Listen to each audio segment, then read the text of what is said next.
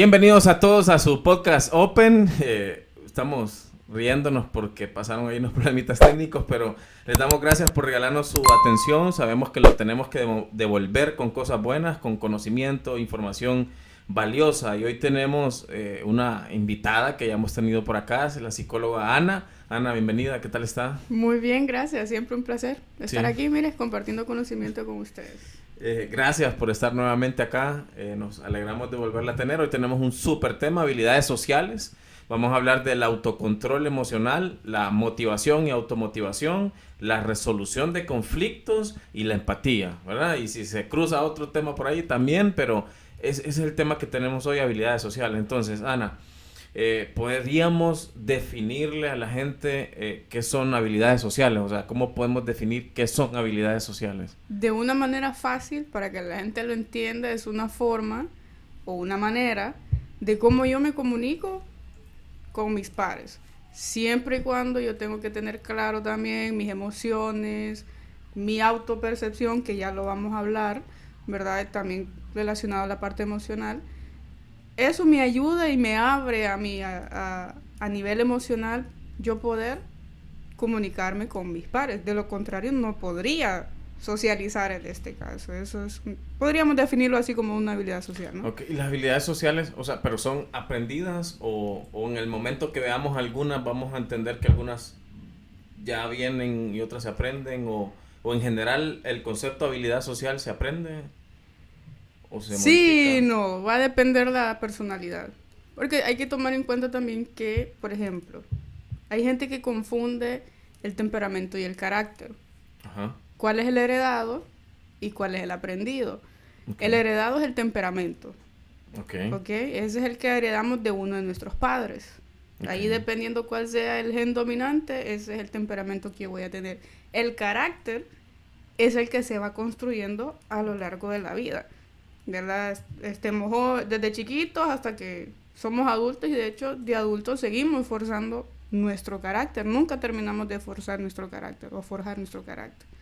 Lo mismo pasa con las habilidades sociales, porque es una habilidad, ¿verdad? Puede ya venir dentro de nuestro temperamento, pero quizás no lo tenemos completamente desarrollado. Por ende, necesitamos la parte externa, como el carácter, ¿no? Entonces es como la parte del el autocontrol emocional. ¿Cómo lo puedo traer si todavía no conozco las emociones? No sé qué me causa la emoción. No conozco mis emociones ni mis pensamientos. Entonces, hay habilidades sociales que sí tengo que aprenderlas fuera. Que sí las tengo en que... el camino de la vida. Exactamente. Bien, comencemos con la primera, el autocontrol emocional. Ok, yo tengo aquí que se define como, o sea, como la manera correcta de gestionar emociones y que nos permite que estas, o sea, las emociones como tal, no nos dirijan a nosotros, o sea, que nosotros las administremos y no que ellas nos administren. Pero, ¿qué más podemos decir sobre el autocontrol emocional? Hay gente que no tiene clara, por ejemplo, la parte de la inteligencia emocional. Y lo vamos a mencionar ahorita y también lo vamos a mencionar al final, porque es muy importante tener claro qué es inteligencia emocional. No se lo voy a decir ahorita, se lo voy a decir al final. Pero para poder tener un autocontrol emocional hay que tener inteligencia emocional. A más de venir y decir gestionar o reducir, controlar, es conocer esas emociones. Porque si no las conozco, no las puedo gestionar, no las puedo regular, ¿verdad? Yo necesito saber qué es la tristeza, necesito saber qué es la alegría o qué me produce, de dónde vienen estas emociones, ¿verdad? Y así poder gestionarlas, de lo contrario no puedo. Para usted, Ana, ¿es verdad o es mito que las emociones son incontrolables porque el origen de las emociones es espontáneo? O sea, ¿o sí son controlables? Yo me topé con esa premisa de, o sea, es que las emociones, o sea, hay un punto de vista fuerte de que las emociones terminan siendo casi incontrolables porque son espontáneas. Para usted... Sí, son incontrolables. Porque depende el momento, nuestras emociones dependen del momento, ¿verdad? Son como, vamos a llamarle impulso emocional, ¿ok? No sé si existe el impulso emocional y si no, lo acabamos de inventar. Puede pasar O sea, hasta cierto punto sí podemos controlar nuestras emociones. Okay. Pero siempre hay algo que detona algo que hace que se eleve, ¿verdad? Ajá. O sea, perdón, para entender bien, las emociones son incontrolables en el sentido de que, o sea, son espontáneas, o sea, siempre van a aparecer. Uh-huh. Nuestro trabajo es, una vez que aparecen, administrarlas o manejarlas o entenderlas. Gestionar o pensar. O sea, yo sé que cuesta mucho venir y decir cómo puedo yo exteriorizar esta emoción. Uh-huh. Por ejemplo, normalmente lo que nos hace como despertar las emociones es siempre algo, hay algo que lo detona, vamos a llamarlo así. Siempre hay algo que nos produce esta emoción. Por ejemplo, tristeza, aquí puede ser se me murió la mascota, por ejemplo. Uh-huh. ¿Verdad? O sea, ¿cómo yo voy a canalizar esa tristeza? Claro. Hay personas que lloran y hay otras personas que no lloran. Uh-huh. Cualquiera diría, ay, qué fuerte, no le afectó. No, lo que pasa es que todavía no ha identificado esa emoción. Uh-huh. No sabe cómo exteriorizar esa emoción. Lo mismo pasa con la alegría. Okay. Probablemente internamente está alegre, pero no sabe cómo gestionar ni cómo exteriorizarla. ¿Y por qué alguien no sabría cómo exteriorizar alegría y tristeza, que son como emociones básicas, ¿no? Básicas. No conocen. Porque en su crecimiento no lo experimentaron o no les permitían, les hacían inhibirla. Existe la posibilidad. Uh-huh. Todo viene, pues, de casa, ¿verdad? Cómo me demostraron, no propiamente amor, pero sí cómo manifestar esas emociones, ¿verdad? Muy rara vez va a venir un papá y va a decir, mira, esta es la alegría, esto te va a producir esto, lo puedes exteriorizar así. Uh-huh. Muy rara vez. Y más si el padre o la madre no es expresivo, uh-huh. ¿Verdad? Claro, que también puede suceder eso.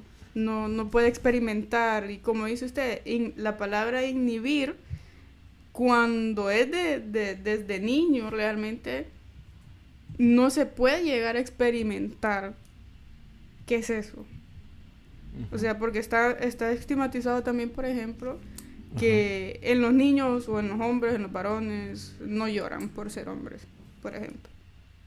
Sí, esa sería una manera de inhibir, ¿no? Exactamente. Que un niño, o sea, desde pequeño se le prohíba llorar, llega un momento entonces donde esa emoción termina desconociéndola. Exacto, a medida que va creciendo es como... Pero, o sea, yo siento tristeza, pero no sé cómo exteriorizar esa tristeza. Si lloro, es signo de debilidad. ¿No? Ajá. O sea, eso fue lo que a mí me enseñaron en casa, que si lloro es porque soy débil. Y no, entonces, que llegue a ese punto, porque ha pasado, y de hecho a mí me ha pasado a nivel profesional, donde me han dicho, o sea, yo me he sentido triste, pero no puedo llorar. Uh-huh. Sí, me llamó la atención mucho cuando estaba estudiando el tema, que uno piensa en autocontrol y piensa que es detener las emociones, o sea, como dice usted. Y eso me encantó aprenderlo porque yo pensaba que autocontrol emocional era únicamente controlar llorar, controlar ser feliz. Y al contrario, o sea, digo, además de controlar, también es dejar que suceda. Eso es controlar las emociones. Y yo, la verdad, que creo que muchas personas pensábamos o pensamos que cuando hablábamos de autocontrol emocional era solo aprender a retener. Y no, incluso lo está diciendo usted ahorita varias veces, es también dejar, o sea, hay ciertas emociones que no sé cómo expresarlas, tener autocontrol de ellas es lograr expresarlas. Y hay otras que las expresamos tal vez en exceso y el autocontrol sería aprender cuándo sí y cuándo no, ¿de acuerdo? Exactamente. Eso es impresionante porque la verdad yo siempre creí que autocontrol era solo aprender a retenerlas. No, de hecho, lo más complicado de las emociones es exteriorizarlas, porque no nos enseñan eso. ¿No? O sea, de las dos debilidades, ya sea que las expresas demasiado o las no controlas o no las controlas, lo más difícil es expresar las emociones. Sí, es lo que más cuesta. O sea, a mí me ha pasado eso, especialmente con la parte de no llorar.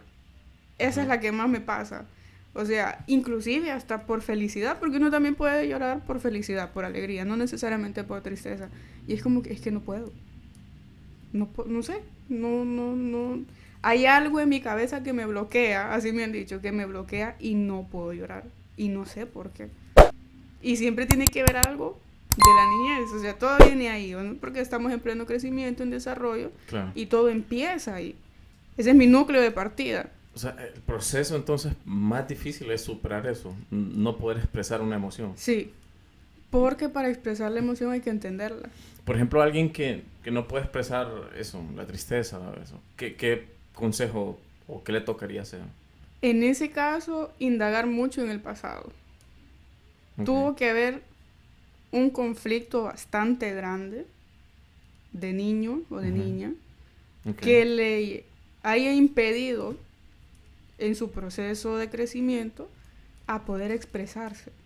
Inclusive hasta decir te quiero hay personas que les cuesta eso. Ok. Y lo voy a mencionar, a mí me cuesta, yo no soy muy expresiva. En tema sentimental. Sí, a mí me Es cuesta. muy expresiva para hablar y todo. Sí, o sea, no tiene no, problema. sí, yo ahí al momento de hablar sí. Y de hecho a nivel de personalidad soy muy extrovertida. Ujú. Pero venir y decirle a una persona, te quiero, no puedo.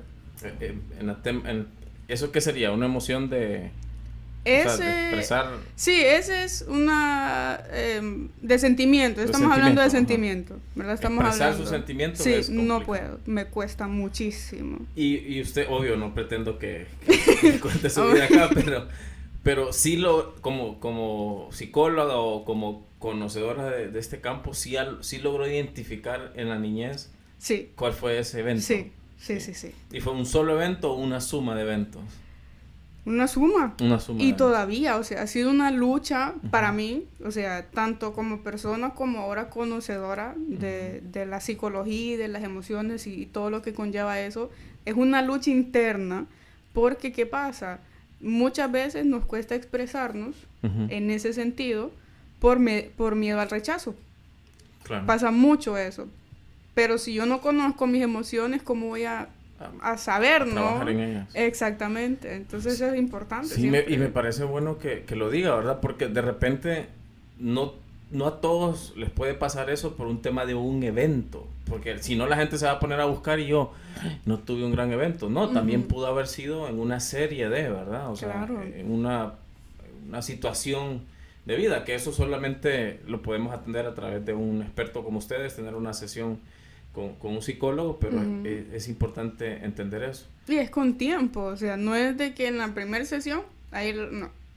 O sea, porque ¿qué pasa? En la primera sesión se descubren muchas cosas, pero a medida que la persona, o el paciente en este caso, se va como que soltando un poco, porque ¿qué pasa con el cerebro? Tiende a bloquear, ¿verdad? Situaciones traumáticas.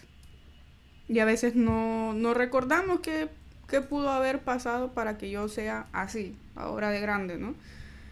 Pero a medida que esa persona ya va hablando, va identificando esas emociones o esos eventos, Claro. ya es como que podemos ir un poco más atrás y decir, ok, esto fue lo que pasó. Siempre con tiempo, pero siempre es algo del pasado de mi niñez, que a mí me impide expresarme, reconocer mis emociones, inclusive hasta no sentirlas. Eso también puede pasar. O sea, no me ha pasado todavía que venga una persona y me diga, yo nunca he sentido alegría, nunca he sentido... Eso es mentir, que probablemente no, pero no las logra identificar.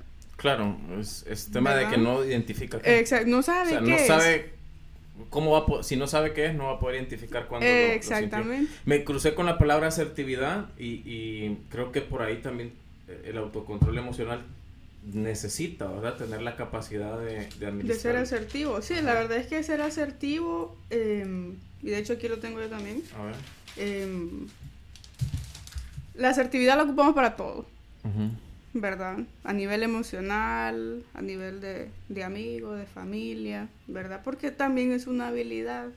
Okay. Es como también expresar de la manera adecuada mis emociones, ¿verdad? Sin mucha agresividad, ¿verdad? Como dice usted, que hay gente que da de más de sus emociones, o sea, hay que ser asertivo. Claro. Porque no todas las personas van a reaccionar de forma positiva a como yo expreso mis emociones. Claro. O quizás la otra persona es emocionalmente, no quiero usar esta palabra, pero no se me viene otra, emocionalmente débil, ¿verdad? Que quizás nunca ha experimentado una emoción bonita, ¿verdad? Porque tal vez creció en una familia disfuncional, por decirlo así.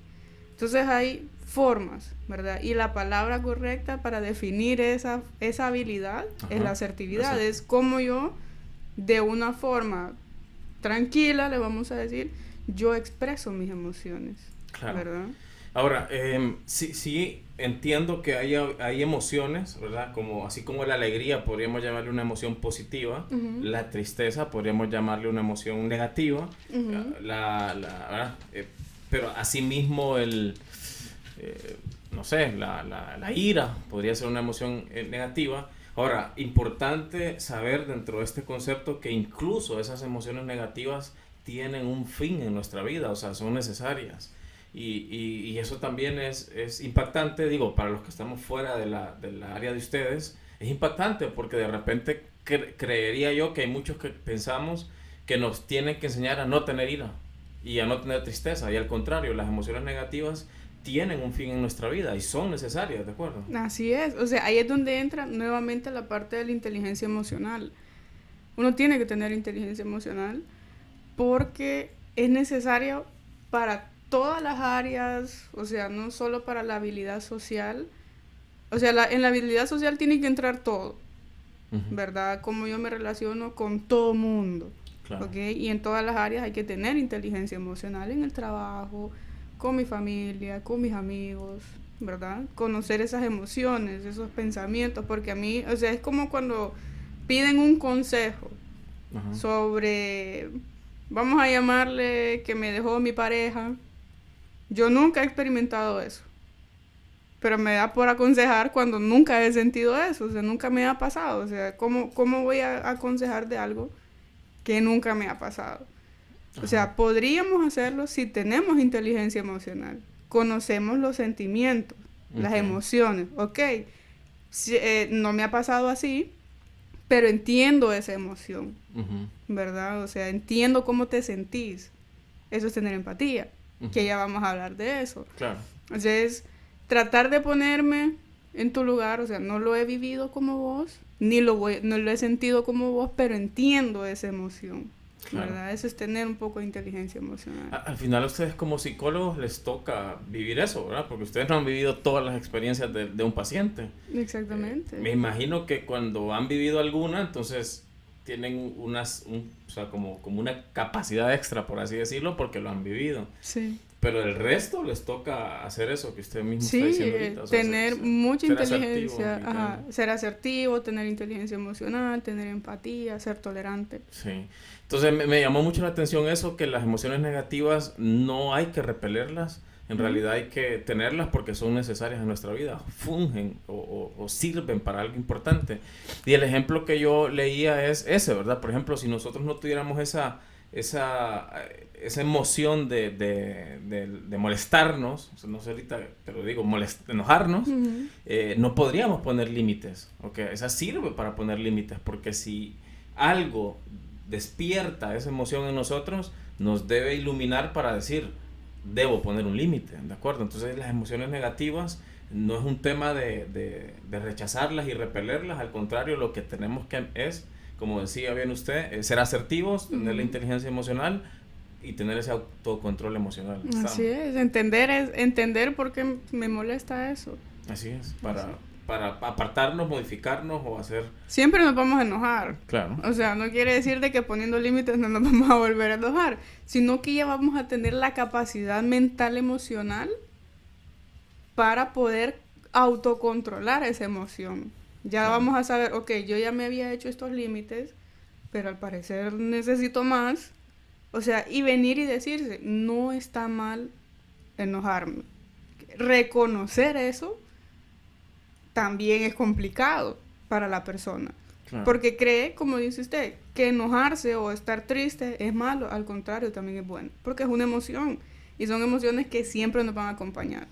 Así es. Bien, vamos al punto número 2, que sería la motivación, la automotivación, esa guerra entre esas dos palabras. Y entendemos que la motivación es externa, ¿verdad? Es una fuerza externa o algo externo que llega a darnos la energía necesaria para alcanzar ciertos objetivos o para por lo menos movernos hacia esos objetivos. Ahora, el problema de la motivación, y ese ha sido como lo que siento yo de una debilidad, es cuando no la volvés automotivación y la dejas en motivación, dependés de ese externo, ¿verdad? Y ese externo a veces no está. Ese es el detalle de la motivación, pero como automotivación, que es volverla interna, ¿cómo definimos eso? ¿O qué es eso? ¿O qué hacemos con eso? Eso es lo que a nosotros nos impulsa de forma individual. O sea, es lo mismo que motivación. O sea, es siempre que hay algo externo que a mí me motiva a hacer algo, ¿verdad? Solo que en este caso ya hablamos de la parte interna. Es lo que yo hago para impulsarme a seguir progresando. Claro. No necesariamente, como dice usted, depender de una motivación externa. Porque, ¿qué pasa? Lo que dice usted. Si ya no está esa motivación, ya me estanqué. ¿Y ahora qué hago? Sí, ya solo era eso y ahora, no sé. Se critica mucho eso, ¿verdad? Que la motivación es pasajera, es temporal. Eso es una fuerte crítica a todo ese mundo del coach y de los motivadores. Es que es pasajera, pero yo creo que es necesaria. Yo creo que siempre como humanos necesitamos esa persona o escuchar esas frases de aliento, ¿verdad? Esas frases positivas, porque al final... pues las frases negativas y el mundo oscuro está ahí también disponible. Hay un montón de gente hablándolas. Solo que no como coach negativo, sino que como noticias, como vienen disfrazados de noticieros, vienen disfrazados de esas cosas.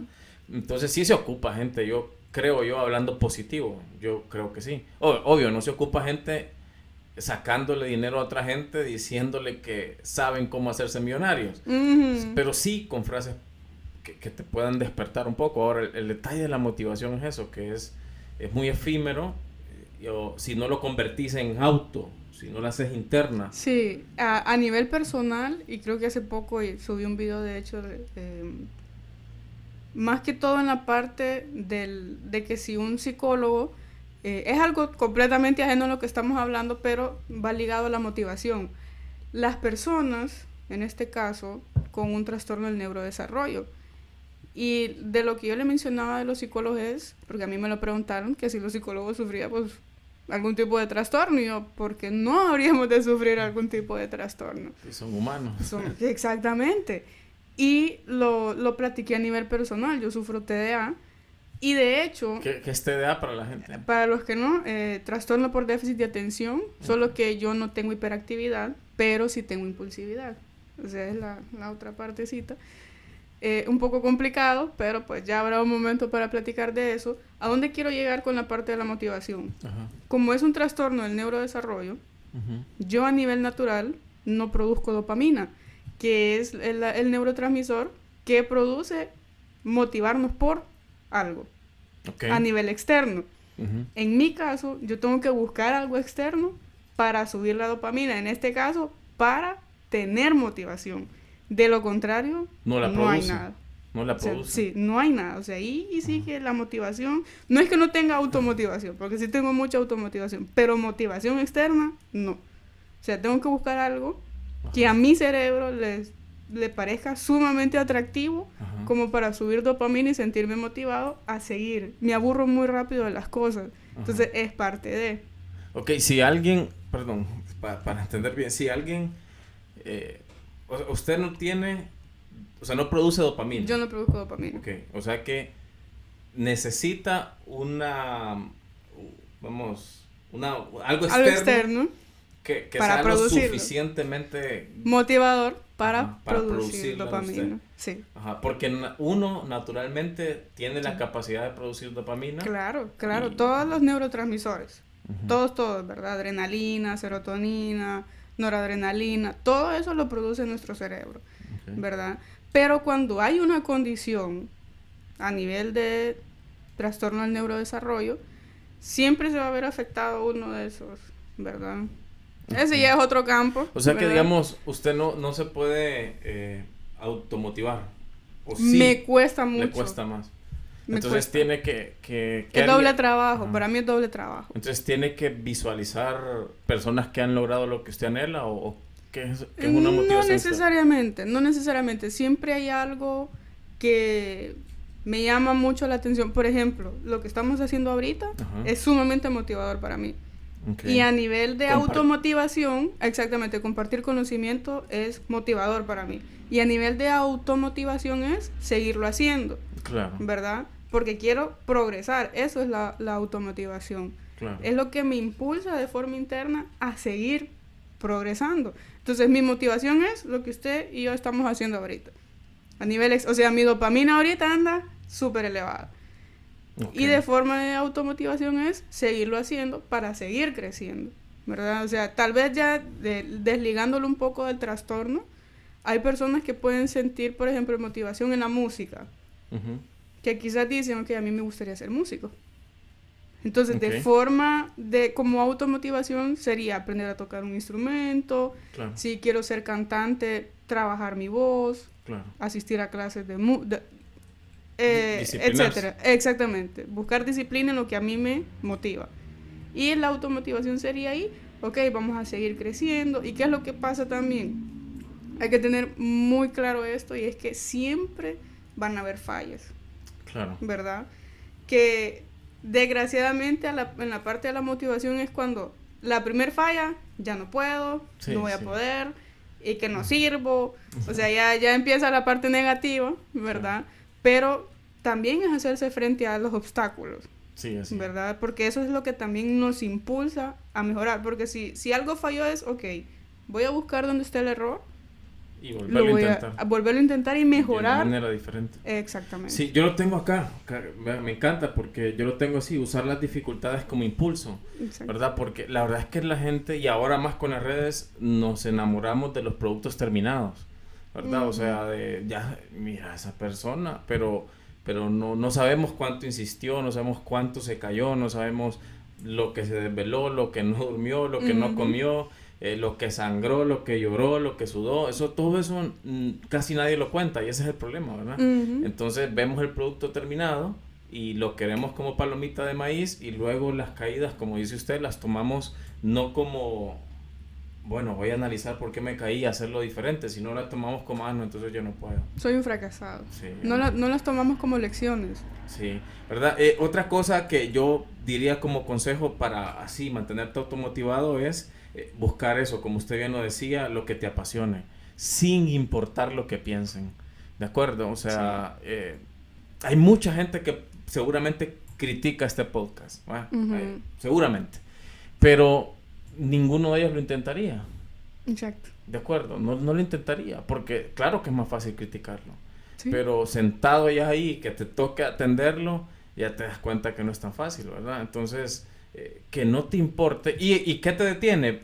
Pensar lo que va a decir el que no lo va a intentar. O sea, qué ridículo, ¿no? Porque siempre va a opinar mal, o siempre va a cuchichear el que no va a intentar, ¿de acuerdo? Entonces, el que le tiene miedo. Te detiene.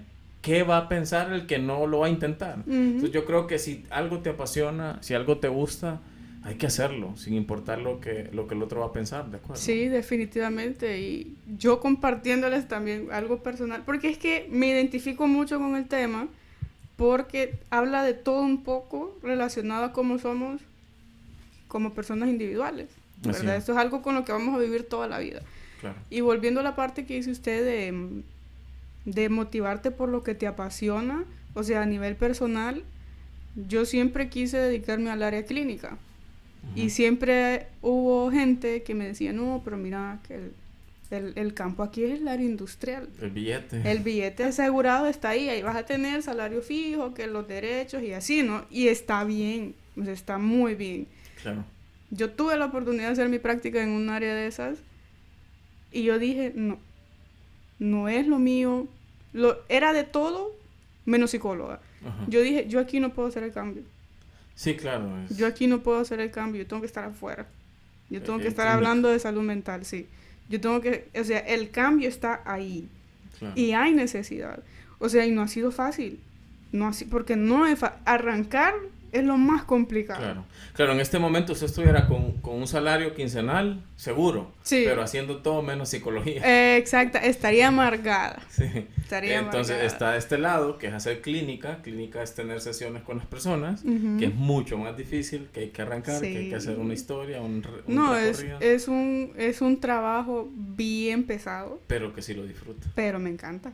Así, eso Me es lo correcto. fascina. Entonces, yo tengo también otro consejo por el tema de la motivación, que es, o sea, definí por qué sí. O sea, creo que su historia da eso, ¿verdad? Es como, ¿por qué sí? O sea, ¿qué voy a sentir si yo me dedico a la parte clínica? Ujú. O, si se te hace más sencillo, depende de cuál te gusta más, ¿qué va a pasar si no?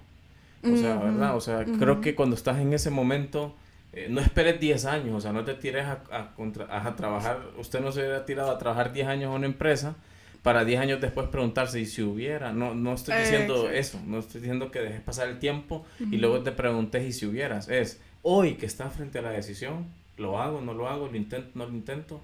Yo diría, a mí me sirve más, ¿por qué no? O sea, a mí me sirve más. O sea, Ujú. ¿qué pierdo si no? O qué se pierde si no, ¿verdad? Ujú, ujú. Igual, comenzar este proyecto del podcast fue así, o sea, ¿por qué no?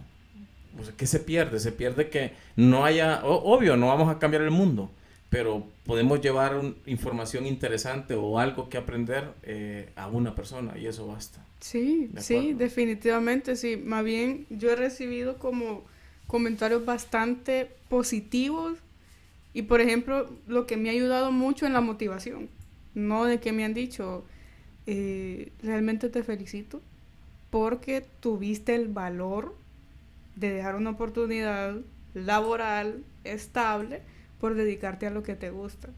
O sea, no es fácil empezar de cero, no es fácil dedicarse a uno lo que le gusta en cualquier área, ¿no? Uno se Claro. esfuerza para eso, uno se esfuerza para conseguirlo y ahí es donde está la automotivación, que yo quiero hacer esto, yo me veo en un consultorio, por ejemplo, ese tipo de cosas, o sea, quizás para otras personas sean cosas sumamente insignificantes porque no las entienden, pero para uno que sí lo entiende y sí lo anhela, son cosas bastante grandes. Entonces, es de tener un poquito de paciencia, Claro, eso sí, porque como dice usted, todo lo queremos como, como palomitas de maíz. sí, no se puede.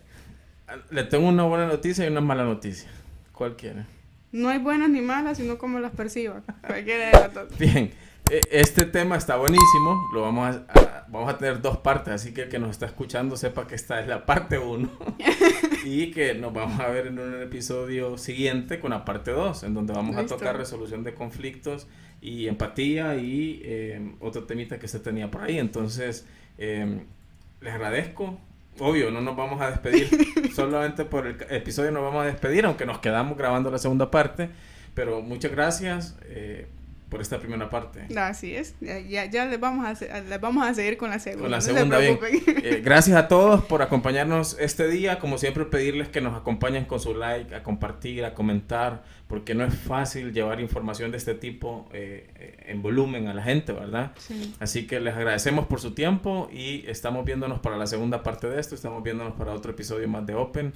Gracias, licenciada. No, a usted por la invitación. Listo, nos estamos viendo. Esto es Open. Saludos.